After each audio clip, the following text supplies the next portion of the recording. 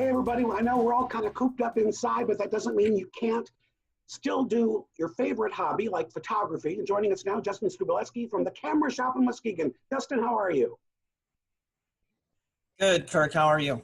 I'm great. So listen, explain what you guys are doing during these very strange times. Now I know the store isn't open to the public for people to come in, but you can still help people in other ways, right?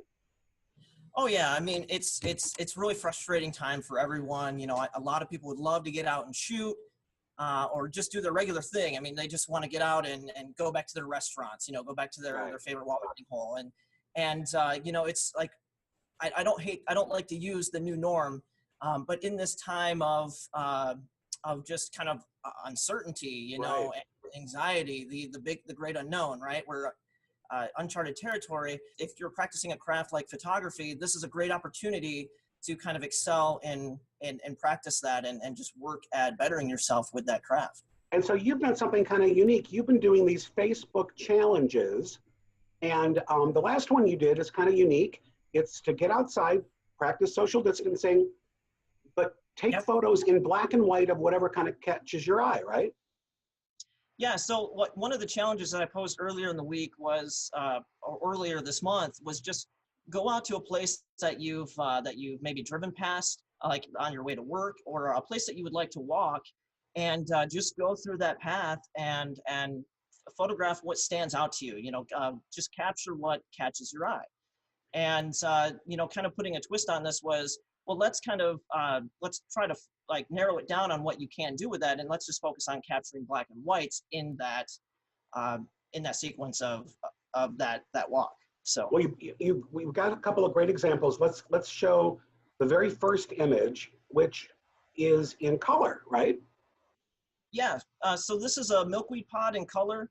And as you can see, it's kind of very monochromatic, which means like the color tones are all the same. It's kind of like this tannish color all around. It doesn't really stand out. There's really nothing that really distinguishes this milkweed pod from the background outside of itself. But if you look at the second image, which is black and white, image 2. It really pops in black and white. Oh yeah, I mean the background recedes because it's darker, and the milkweed pod is lighter in tonality, so it just really pops out. And that's what you call visual contrast. You have this contrast between that black and white. And you know, technically, because it's a blue tint, it's not black and white. It's a monochromatic shot, but it's still you know, exercising what we went out to capture. And the next image, image 3, is kind of the same example, right? It's in color, but then when we show it in black and white on image number 4, it's the same kind of thing. It looks so much better in black and white.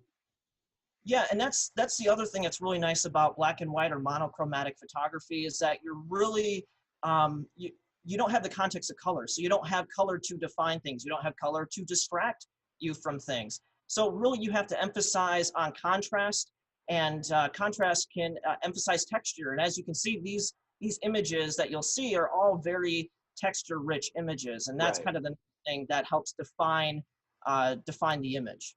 You're still offering a one-on-one if people want via, you know, the Zoom app.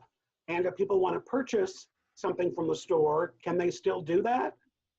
Oh, certainly. You know, I'm here Monday through Friday from about 10 to 2 to be able to help people in the store, you know, just calling. You know, we're doing online orders through that means. But we're also, because of like streaming has become like this big thing now, everyone's doing it. And I'm able to stream and do Zoom classes very much like we're doing this interview right now.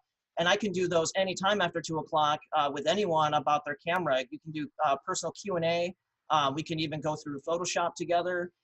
You know, the sky's the limit. Whatever you want to learn, we're able to take care of you. And that's kind of why we're doing these challenges, is we want to keep people, you know, we want to distract people. We want to have them pursue what they're passionate about.